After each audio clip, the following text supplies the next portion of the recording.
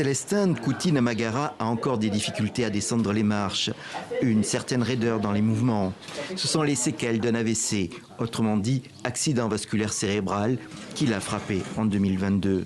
Mais ses réflexes de médecin l'ont sauvé, permettant de le transférer très vite vers un hôpital. J'ai fait autodiagnostic, j'ai pincé le mollet, j'ai pincé la cuisse, j'ai pincé l'avant-bras, le bras, et j'ai senti que je ne sens rien. Donc, c'était complètement paralysé. Et j'ai fait des sifflements pour tester la bouche, mais rien. Donc, j'ai confirmé que j'ai eu un AVC, donc dans l'immédiat. L'AVC peut être létal et beaucoup s'en tirent avec une paralysie plus ou moins grave. Pour lutter contre les handicaps persistants et récupérer ses capacités, le docteur s'est mis au sport. Un programme intensif qu'il recommande aussi en prévention. Et surtout, il a fondé une association dénommée SOS AVC Burundi pour réunir les malades, leurs familles et les professionnels de la santé. Elle compte aujourd'hui une 50aine de membres. Il s'agit de lutter contre les discriminations frappant les malades, parfois même au sein des familles. C'est une maladie qui est mal perçue,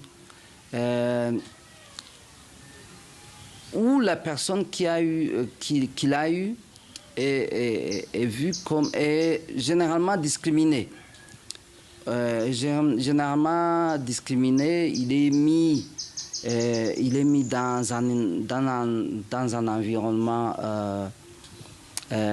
fermé, isolement.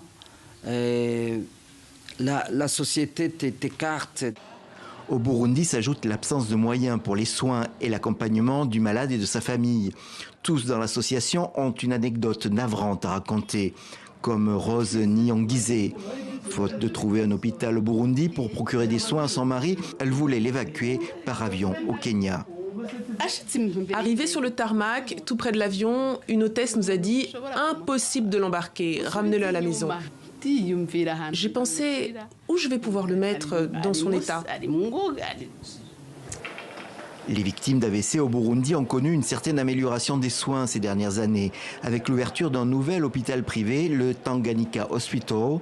Bien équipé, il propose des examens de scanner et d'IRM nécessaires pour étudier les dommages dans le cerveau. Le docteur Nestor Nsengi-Umwa, neurologue, témoigne de la fréquence de la pathologie dans le pays. Si j'ai 20 patients qui sont hospitalisés ici à Tanganyika Hospital, que je suis moi-même dans le service de neurologie et qui sont hospitalisés, 15 sont des victimes d'AVC. Les études mondiales montrent que 1 sur 4, une personne sur 4 âgée de 25 ans, quelque part dans sa vie, va développer un AVC. Vous comprenez pourquoi? Les airs, nous dormons combien d'heures? Alors, qu'est-ce que nous mangeons? Combien de fois nous faisons l'exercice physique? Voilà. Pour l'Organisation mondiale de la santé, l'AVC est un problème global avec plus de 12 millions de nouveaux cas par an. Un fléau dont la prévention repose avant tout sur une bonne hygiène de vie.